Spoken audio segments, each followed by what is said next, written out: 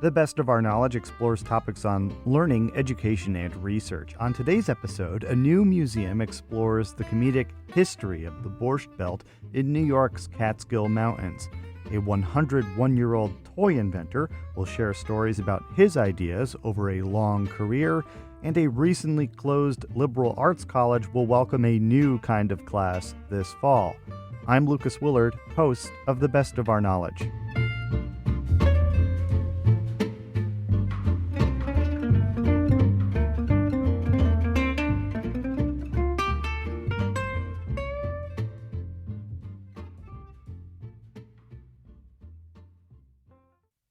You're listening to The Best of Our Knowledge. I'm your host, Lucas Willard. If you're curious about a golden age of comedy, you might be able to take your wife, please, to a new museum in the Catskills. The Borscht Belt Museum will celebrate the Borscht Belt's legacy with artifacts, photos, and memorabilia. The museum recently kicked off with a pop-up exhibit before it moves into its permanent home in Ellenville, New York. To learn more, The Best of Our Knowledge's Ian Pickus spoke with Andrew Jacobs, co-president of the Borscht Belt Museum's Board of Trustees. The Borscht Belt was sort of a three-county area of the Catskills, Orange, Ulster, and Sullivan County, that drew, over the summer months, more than 1 million people, many of them Jews, who came up here to escape the pestilence and crowding of the city, and just to enjoy the fresh air and get away from their workaday lives. What was the heyday for this particular region and tourism? Well, the beginnings were sort of in the turn of the century, but the heyday was really the post-war era. I would say the 40s, 50s, and 60s, and even a bit of the 70s. And then it sort of started to go downhill in the late 70s. So how did it become such a hotbed for comedy? Well, I think, it's good to take a step back and look at why especially Jews came up to the Catskills. And that is because they were really barred from staying at most other hotels in the region. So they had to create their own sort of summer vacation world. And so, over the course of decades, there were more than 1,000 accommodations up here in the Catskills, hotels, boarding houses, bungalow colonies. And the bigger hotels and the bungalow colonies had entertainment, nightly entertainment. And so you had over hundreds and hundreds of venues where people were eager to see, entertainment. And so comedians from the city would flock up here in the summer, and they could play, 2-3 hotels in a night. And so it really became a mecca for stand-up comedians, and they really got to sort of cut their teeth up in the Borscht Belt. I know it's a very long list, but who were some of the standouts from this era? Milton Berle, Jackie Mason, Joan Rivers, Jerry Seinfeld got to start up here, Woody Allen, the list goes on. I mean, pretty much any significant comedian of the 20th century got their start up in the Catskills. And it was, a huge part of the evolution of stand-up in America. So tell me a bit about the museum. I understand these plans have been in the works for quite a while. Yes, the idea for a museum has been around for about a dozen years. And so what we've done is we purchased a historic building, an old bank in Ellenville. And what's cool about this building, besides the fact that it's gorgeous, it's a 100-year-old bank, is that it has really strong links to the Borscht Belt era as one of the first banks that would lend money to the Jewish hotel owners, and it really kind of sustained that world. So we purchased the building, and we're starting the renovations now, and we'll be open to the public in 2025. What are the museum's holdings? I have to imagine, acquisitions are continuing, but what will be in it? Well, it's a lot of ephemera. It's a lot of video, audio. The museum, will lean heavily into comedy. So there'll be a lot of comedian footage and audio. And the sort of one of our the kernel of our collection is a guy named Alan Frischman, who was the building inspector in the town of Fallsburg for many years. And his job was to condemn the hotels as they were crumbling. And one thing he did before the bulldozers came in is he would save objects. So, and store them in sheds in his backyard. So Alan's collection will form the basis of our collection, but we also have been collecting items from people all across the country who are contacting us and wanting to donate. Is any of that world of resorts still alive today? I would say very little. There's a few hotels left, but for the most part, it is gone. I'm hesitating to ask you this question, but for people who might have only known of this world through Dirty Dancing, how accurate is that movie in depicting the world of the Borscht Belt? It's interesting. There's a lot of opinion on that. I would say for the most part, people think it's fairly accurate. The one thing it sort of emphasized the Jewish aspect of Right. that world they were portrayed there. But I think generally it's an adored film, and people feel like it does do justice to that era. Are there a lot of people still around who performed in the Borscht Belt who have been able to, contribute stories and knowledge to these plans?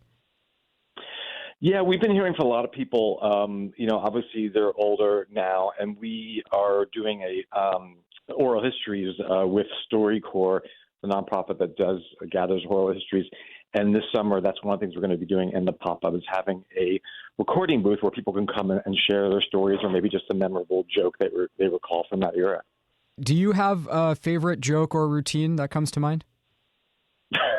Well, I think it is a classic, and it's the complaint about the food at a Borscht Belt hotel. The food was so terrible, and the portions were so small. You can see that one in Annie Hall if you want. Yes, exactly. Yeah. Andrew, anything I didn't ask you that you'd like to add?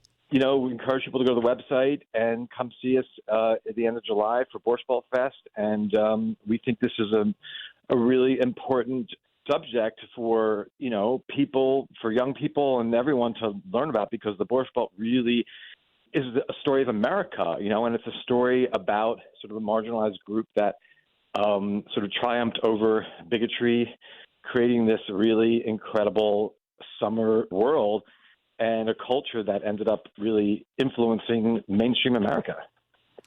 Andrew Jacobs is co-president of the Borscht Belt Museum and the Catskills Board of Trustees. Thank you for taking the time to speak with us, and best of luck as you go forward. Thanks for having me. That's Andrew Jacobs of the Borscht Belt Museum in Ellenville, New York, in the Catskills. Speaking with the best of our knowledge is Ian Pickus. There's more information on the museum that is currently accepting items chronicling the history of the Borscht Belt at borschtbeltmuseum.org.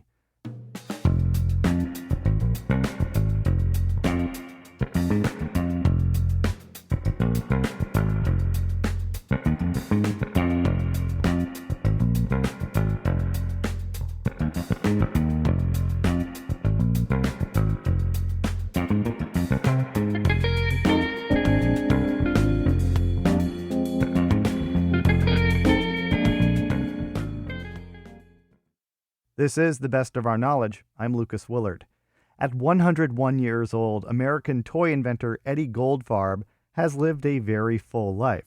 Goldfarb is a prolific creator who holds over 300 patents, including the popular kids game Kerplunk, a favorite of mine as a kid, and the classic Yakety Yak chattering teeth. Goldfarb says the key to longevity is to, quote, have an idea and figure out how the hell am I going to solve it, end quote. He's also the author of a new book called It's Going to Be a Big Day, 101 100-word stories by a 101-year-old. The Best of Our Knowledge's Jody Cowan spoke with the Toy Industry Hall of Fame inductee about his life's work and how he continues to get out his ideas. I actually started during World War II. I was thinking about what I was going to do after the war. And I always wanted to be an independent inventor since I was a little kid. And it turned out to be a very good choice because they need new toys, brand new toys every year to toy companies all over the country and all over the world. I invented 3 toys during the war. And when I came back, I made one of them, and I actually almost sold it. I didn't realize it, but the industry at that time did not want educational toys. They weren't looking for those kind of toys. And those were the kind that I invented, 3 educational toys. But the first person I showed it to, the first company rather, and it was run by a woman in Chicago, and she actually wanted one of the toys.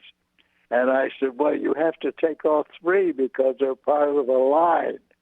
And she said, no, I just want the one. And I thought, gee, it's going to be very easy to place these items. So I said, no, you've got to take all 3. And she said, no. And they were all educational items, which I never sold. I would imagine you've made a lasting impression on countless children's lives. What was your childhood like? Well, my childhood was kind of interesting and sad. My father died when I was 12 years old, and through circumstances, we were in a very bad way financially. So I started working then to help with the family, my mother and older brother and my little sister. And so I started working at 12 and never had an allowance or anything like that. I had to give every penny I made to my mom so we could get by, you know. But I always had this feeling that everything's going to be okay. Were you aware of any popular toys of the time before you were inventing? My favorite toy, and I had one, that was the Gilbert Erector set, and I had a number 4, and that was the first one that had a little motor with it. But that was a very successful toy as far as I was concerned that I had. Your first big success and the launch of your career was the now classic Yakety Yak Chattering Teeth. How did you come up with this idea? Irving Fishlove in Chicago, a sort of a novelty manufacturer, made it, and it became a very, very big item. We had no idea that it would be that successful and long-lasting. It's made by several companies now, I think. I saw an ad in the newspaper for a tooth garage, and I thought that was very funny, being young and inexperienced. And so I thought I'd make an item about teeth, and that's how I came up with the idea. I mean, when I came back from the war, the only job I had was I had to work 2 or 3 months to buy the liquor for our wedding. My father-in-law said you have to pay for the liquor. And after that, my wife supported me for a couple of years until I made it with the Yakety Yak teeth. When creating your own designs, how do you know when you have a good idea? I really don't. For example, Martin, my son, who runs everything now, takes care of it, is a much better market man than I am. I just like the idea of a new idea, but you've got to understand that I didn't do it alone. I built up an organization.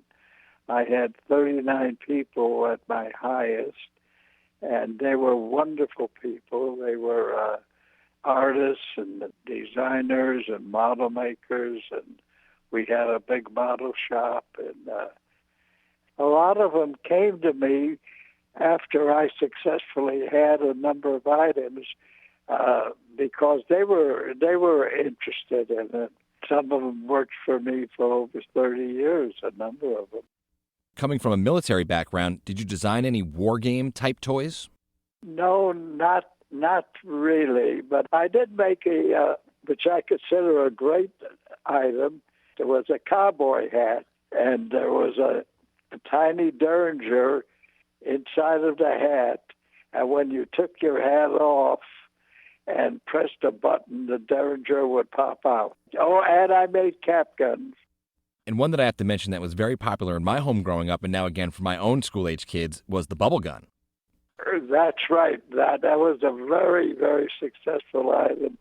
And no one wanted it at the beginning because they all said, why would anyone pay $4 or $5 when they can buy a bottle of bubble fluid for 39 cents? But I finally got president of a new toy company, a new company who came over with his girlfriend, and he said the same thing. Why would anyone buy a gun for $3 or $4 when they can buy soap in a bottle? And his girlfriend said, John, you're going to make that item. And he finally gave in. And many, many, many battery-operated bubble devices, guns, and what have you came out after that. You were a very early pioneer integrating technology into toys. How do you feel about this age of screen time and kids all using phones and tablets? Right. I was one of the first that made the electronic games with Mattel, a Barbie game and a Hot Wheels car game. It's amazing, and it's well known if you buy a new iPhone or something like that, you don't understand it, you can ask your kids how it works or how to use it. And perhaps this is why your own children seem to work so close to your side. Your son Marvin currently is running your toy making and manufacturing business, while your daughter Lynn is an Oscar-nominated filmmaker who just made a movie about your life. She's a professional documentary maker that's been making documentaries for a long time. And she decided that I was a good subject, so she made this documentary. I tell people if she was a baker, she would have baked me a cake. You know, I'm getting older, so I don't go to the toy shows anymore, and I don't see toy companies anymore. My son does all of that. He was very interested in designing games from a very early age, and he was very successful. One of his big games was Shark Attack, which was a very successful game. And so he does all of that, and I really don't do any of it. So I'm not in tune with the toy industry completely. Any advice that you have for new inventors? Yeah, you just have to do it. Just make an impression. And the companies are looking for new items. So even though they may turn your item down, they could be very impressed by your effort. The toy companies hire inventors to invent their new items. They all have R&D departments, and these are great inventors, but they're not independent. They work for the company. I always wanted to be independent. I wanted to be on my own. By the way, the toy companies, they come to the various cities. They want to be the first to see items if they can, so they don't wait for you to come to them. They'll come to you to see what you have. Are you still designing and creating new patents today? Yes, I'm working on 2 new games right now, and then I give them to my son, and he finishes them, and then he tries to place them with the toy company, of course. What is the process like for you, from idea to creating an actual toy? Well, I only go as far as making a prototype, a working model. That's what I do. I can hear something, I can see something in the paper or on TV, and it just gives me an idea. But you've got to be very careful and do your research, because your idea might have come out much earlier, maybe 20 years earlier. So I do a lot of patent searching on my own and a lot of research, making certain that it's new. When you're coming up with these ideas, do you have a target audience in mind? No, not really. As far as toys, I had toy companies in mind.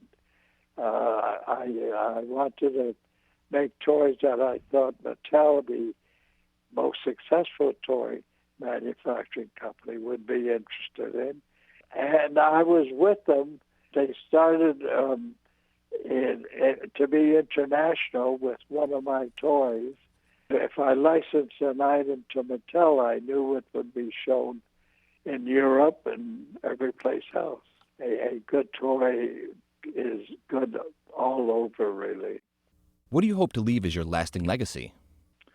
Well, I feel I'm very lucky. I have interests that keep me excited, that keep me looking forward to things that could happen. I have a 3D printer that I use a lot, and this is a very exciting tool because you start with nothing, and overnight it becomes something. And I think those are healthy activities. Children are very involved in TV now, and they are very technical now. So many of them have their own computers, and so that's a big difference. And so I'm aware of all that. Right now, I'm a little hard of hearing, as you know. I'm just very appreciative that I'm in good health and I can follow my activities, and that I have them. Feel sorry for people who just have to rely on TV to keep them interested. That's 101-year-old American toy inventor Eddie Goldfarb speaking with the best of our knowledge's Jody Cowan.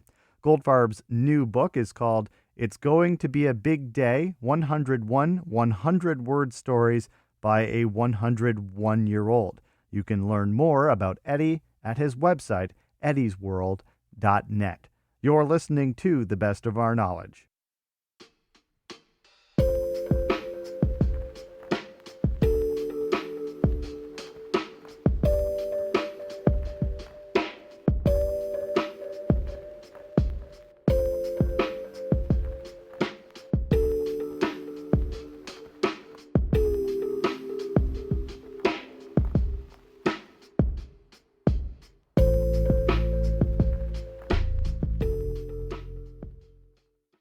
I'm Lucas Willard. In December, The Best of Our Knowledge spoke with a student and former president of Cazenovia College in upstate New York. Shortly after, the private institution announced it would close its doors after graduating the class of 2023. Graduating students received their degrees in May. While no longer admitting students for a liberal arts education, the nearly 200-year-old campus will welcome a new kind of class this fall. Just weeks after Caz graduated its final class of students, New York Governor Kathy Hochul announced that the campus, that dates back 200 years, will soon train state troopers. The Democrat said in a statement that the campus will be leased for 2 years as it hosts a state police auxiliary academy. Hochul said in part, quote, "With this additional auxiliary academy at Cazenovia College, we can help ensure that the New York State Police is fully staffed with highly trained women and men to keep New Yorkers safe, a top priority for my administration," end quote. The most recent state budget includes $66 million to fund 2 additional state police classes. Cazenovia Village Mayor Kurt Wheeler welcomes the news that the campus will remain in use. I live right in the same neighborhood as the core campus, and it's been very, very quiet here since the kids graduated in May. And certainly just having that sense of activity and vitality again is great. Wheeler said he met with state police to discuss plans. Most of the core campus plus the athletic facility is really what they're using. There's some of the peripheral buildings that are remote from the core campus that they will not have a need for, but they'll be conducting their training on a good portion of the overall campus. According to officials, the leased space will accommodate up to 275 recruits and 115 instructors. Firearms training and emergency vehicle operations courses will be held off-site and will not relocate to Cazenovia. The main New York State Police Training Academy is in Albany, about 2 hours away. The troopers trained in Cazenovia will serve across the state. Acting State Police Superintendent Stephen Negrelli called the new academy vital to growing the ranks, adding, quote, "The Cazenovia College campus provides a central location within New York and is best suited to meet the needs of our basic school training," end quote. In December, soon after college officials announced that they would not be admitting a fall 2023 class, then Cazenovia College president David Berg said the college was holding conversations about the future of the campus. It's frankly the part of this that we may have the least ability to influence, but we want to do everything we can to help in finding something to happen here for the next iteration of this place that's of benefit to the community. Cazenovia College was small, with fewer than 800 enrolled students recently, but Berg said last year the campus had an economic impact of tens of millions of dollars. The most recent economic impact study that was done had us at $55 million of annual economic impact on this area. And that's in a COVID year. It's been higher than that in the past. And more importantly, we're kind of the cultural heartbeat of this community. Fewer trainees than students will be on campus at any time, but officials are excited about the state police's use of the site in the interim, as long-term planning for a permanent tenant is underway. Local jewelry store owner Ralph Montfort, a former Cazenovia town supervisor who's also involved with economic development at the Greater Cazenovia Area Chamber of Commerce, said it would be beneficial to find a use that would put the property on the tax rolls. Their property has never paid taxes for 200 years, or any property that they held outside of the campus. So to think that there's that much potential for future tax gain for the village and the town is really great, let alone the change in use as far as the infrastructure goes: water, sewer, fire protection, police protection. There's some great things there that can happen to help the community as a whole. First, the State Police Auxiliary Academy plans to welcome its first class in October.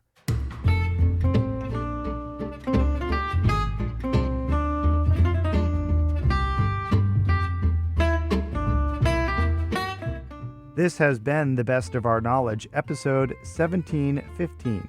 The Best of Our Knowledge is a national production of WAMC Northeast Public Radio. Thanks to associate producer Jody Cowan. The latest on all National Productions programs is available via the Airwaves newsletter and our flagship station's website, WAMC.org. Until next time, I'm Lucas Willard.